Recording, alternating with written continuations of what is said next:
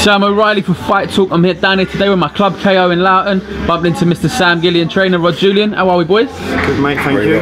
That was some work, that, Sam, wasn't it? I come in for the last 3 rounds. You've done 3 rounds with Kongo that I saw. Yeah, four with Chris and done 4 with James as well, Degale. So, mate, you ain't going to get no better work than that on a I mean, I could obviously only comment on what I saw, but that was a serious spar, that yourself and Chris Kongo. Yeah, well, 2 welterweights. It's nice, like, getting in with someone who's on the same sort of level coming up as me. You know what I mean? It's going to be a competitive spar, both want the same things. So, no holding back in. Yeah, does that, you know, obviously you sparred, as I said, James Degale, who's super middle in it, but yeah. Chris is kind of the level you're mixing it at, you know what I mean? Yeah. Does that play a factor when you're sparring? Obviously you don't want to, it's sparring at the end of the day. Yeah, it's sparring. You're not in there trying to take liberties with people, but you're in there learning, and obviously you pick up on little things. So I see where you're at. Yeah, do you know what I mean? Like Chris has got a great fight coming up. Both 2 undefeated fighters putting it on the line. So you want to see if you're testing yourself against them sort of boys that are stepping up to that southern area level. Do you know what I mean? So you want to see if you're competitive at that level. Rod, as a trainer, and you see him in there. Obviously, you see him. You put him through for all his spars, but when you see him handle himself as well as he does against these kind of boys that are very well thought of, does that give you a little bit of, not that you need confidence in him, do you know what I mean, but a little bit extra? I think definitely, yeah. I think that when you bring Sam out for these spars, sparring world champions or British champions, and he's holding his own, and some of the other spars we go on, he holds more than his own. So you think to yourself, we're doing the right things, and obviously Sam's got a good pedigree. We work well together. I mean, literally, we come back. He's been sparring Kell Brook, Jay Quigley. For the last fight, we were sparring Felix Cash, Ted Cheeseman, O'Hara Davis, Johnny Garton. Yeah, all of it. Mate, you're getting that work in. Yeah, mate, you've got to. Do you know what I mean? He loves it. Do you know what I mean? Look, like last night, late in the gym, just walks up to me, gives me a little nudge. Oh, you're sparring with Kongo and Degale tomorrow. I say, cheers, boss. You know what I mean? Nice one. But I think it's my job every day. It's my job. I believe it ain't always the mad rounds of sparring. It's get the quality of sparring in. So when we come out of our gym, we like to get the quality of sparring to see where it's only going to make him better. Do you know what I mean? What I've just learned in there over the 8 rounds I've done. That's what I wanted to say. Obviously, you just said you've been in with Kell Brook and you sparred every. Quickly, do you pick little things up from each fighter? They obviously all have their own styles, don't they? Yeah, they've all got their own styles. But I mean, Kell and Degale, obviously 2 absolute exceptions. Like to get in there with them, it makes you realise that the distance these boys fight at. Like they've all got something a bit special about them. Like James throws shots from angles you wouldn't even think about throwing shots from. Kell's just unbelievably strong, moves his head, like he stands about a foot in front of you, you can't hit him. He blocks stuff, slips, rolls. You notice little things about that, like with sparring people like that than you do sparring like regular fighters. So you realise the little qualities they've got about them makes them that good. Yeah, cool. So you're, you said 5-0 now. Yeah. Am I right in saying you had the fight and on the Frank Warren show? Yes, yeah. Got the opportunity from thanks to Rod. A little bit of what show was that again? It was meant to be Billy Joe versus Murray. Oh, that was right. Murray versus Garcia, was it? Garcia, yeah. Mate, opportunity for me to get out on a big show, like show my skills on a bigger stage. You know what I mean? It was nice, but we want to start doing it when it's packed out. You know what I mean? Yeah, of course. I look forward to the 15th of September. Any idea who you're fighting yet?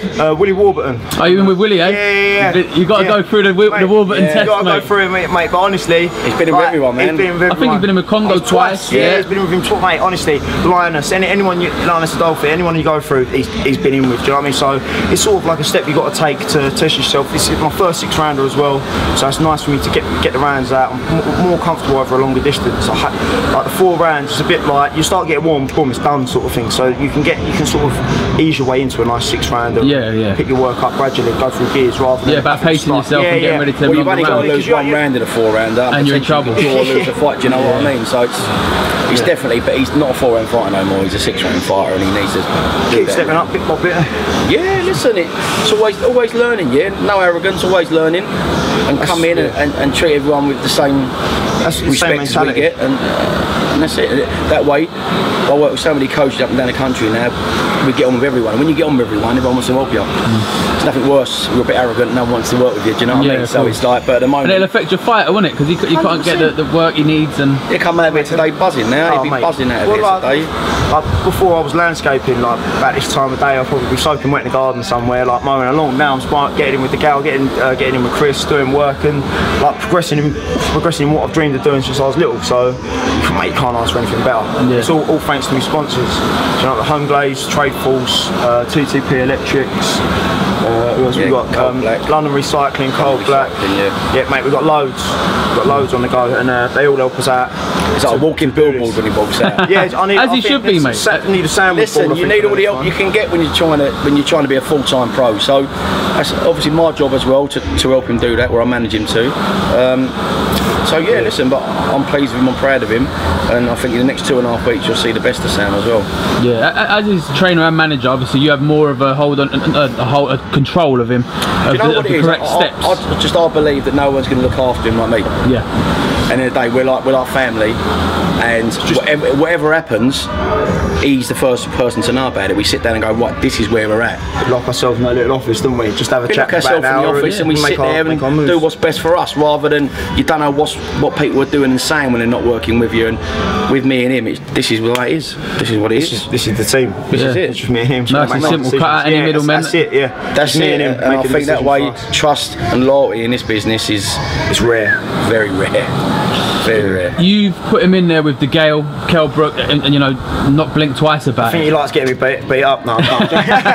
Do you know what? I'll do it because I believe in his ability, and I believe that he can do it. But I believe the better sparring I'll get, the better he'll perform. It ain't as if like you've got a fighter and you're putting him into the lion's den and you're thinking, oh, he's going to get proper. They're not liberty takers either. Do you know what I mean? Like either of them, they're not going to come out and try and gun you out. Do you know what I mean? So there's not that many fighters that do that. There's a couple that like to show the young pups and that. And mate, if they want to do that, that's up to them. But you get in there. I think there's a respect and there's a code. You go, I'll take him somewhere and you have a fight and he tries to get ironed out. You ain't going to go back there because you ain't going to learn nothing here. You ain't learning nothing by someone trying to take you out all the time. Yeah. You have your hard spars every now and again, but every now and again it's nice, isn't it, to go and have like a little ruck somewhere. But when you're going somewhere and they're taking liberties, it's like, what have you learned out of that? Nothing really. And the other guy probably learned nothing out of it either. Yeah, definitely. So like, but yeah, it's all inequality, the sparring. I mean, everything I've just done in there, like little things that you're picking up, you're just constantly learning. It's just invaluable. Do you know what I mean? Yeah. It was nice to test his fitness today because he come down really bad cold last week, and it knocked us back about a week and a half. And yeah, pretty much that's our first competitive spar. Yeah, so like literally, it was nice to see where we was at round wise. Yeah. So it proved today. Thank God. We're good for the rounds. Thank God we're good for the rounds. You know what I mean? So it's nice. Yeah, 2.5 weeks to go. Yeah, perfect, mate. Obviously, now you said you've got a lot of sponsors behind you. Does that mean you're doing this full time now? Yeah, mate, full time now. Thanks to all of them. You know, just helped me out massively. It's my dream. So yeah, it's do this day in day out. Yeah, definitely. We'll shout them out one more before the end. Even bigger news, not only the 15th are you fighting, but the 16th you're on the Fight Talk podcast, son. Yeah, mate. You're living life, mate. You've made it. I'm up there. Yes. Yeah, no, we'll get you down there the day after you fight. Day before you fly on holiday, innit? Yeah, that day after that, yeah, fly on holiday. Me and the missus go and have a nice little relax.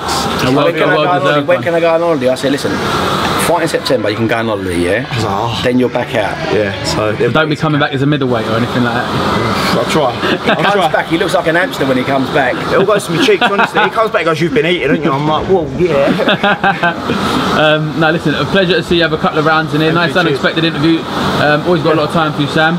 Give me one more shout out to your sponsors, mate, because obviously you couldn't do it without them. Yeah, Home Glaze, London Recycling, Trade Force, Cold Black, TTP Electrics, Memory Crystal, Rip Jim Basildon, Mr. Rod Julian, obviously. Yeah, thank you all of you for all your help. Definitely. And Sam Gilley, thanks for Fight Talk. Always, mate. Thank you very much for talking to Fight Talk. Thank you, man. Nice one.